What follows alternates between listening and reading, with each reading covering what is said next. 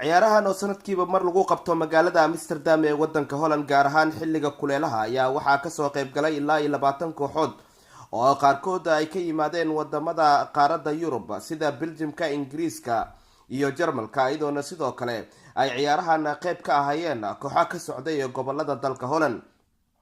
ciyaarahan oo ujeedka loo qabtay ay tahay sidii la isugu keeni lahaa dhalinyarada Soomaaliyeed si ay isku bartaan isla markaasna isku dhaxgalaan ayagoo ka yimid wadamo kala duwan. sanadkan waxaa ciyaaraha ka soo qayb galay Diini Maxamed Diini oo ka yimid Soomaaliya isla markaasna madax ka ah hay'adda Soshensa ee kulmisa ururada bulshada Soomaaliyeed isagoona sheegay inuu aad ugu faraxsan yahay ka qaybgalka ciyaarahan isla markaasna sidoo kale ay farxadiisu tahay in uu arko dhalinyaro badan oo Soomaaliyeed oo la soo keenay. waxaan u mahadcelinayaa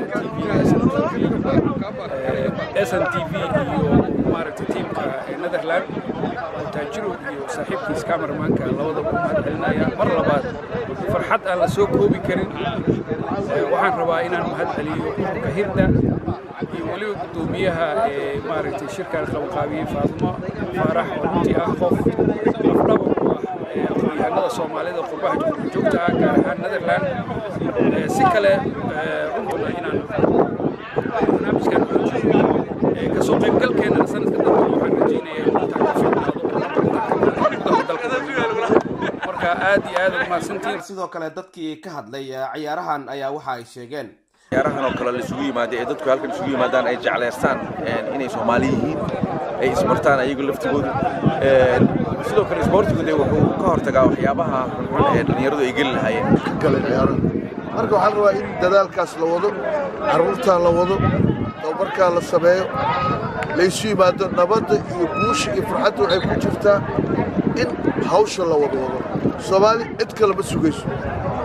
ninkii markaa joogaa hawsha wadi kara. Faatimo Faarax oo ah agaasimaha hay'adda Hirda isla markaasna sanad walba ciyaarahan soo qaban qaabisa ayaa sheegtay sanadkan waxyaabaha aad markaas ugu talagashaan ciyaarta balka nooga sheekay. ما شاء الله عيارته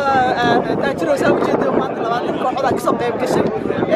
وانت وجد كوحدة شرطة كوحدة والله ما اسكو سهري سفي على الله عياري أول بس تحت بقول الدنيا اسكت سفي على الله عياري ما شاء الله وجد عيواناك وحاب دموشي سنة كان وكله عيارة كبتان اللي كله لها سنة كان سنة دي هور وعقد وياي سنة كان أفضل كوحدة مياه بس كوحدة وكسب قيب بلا كيمان كوحة تونا من دقيقة نقرأ انترناشونال أما يوروبيان نقرأ waxaa u jeedaa inay interesant tahay waxaan ku fikiraynaa inaan finalkii ciyaarahan ayaa waxaa isugu yimid laba kooxood oo kala matalaya Holland iyo Jarmalka iyadoo kooxdii ka timid wadanka Jarmalkana ay sanadkan qaaday ciyaarihii xilliga kuleelaha ee wadanka Holland lagu qabtay isla markaasna ay soo qaban qaabiso hay'adda Hirda. Cabdullaahi Maxamed Xuseen Taajiro warbaahinta qaranka magaalada Amsterdam wadanka Holland.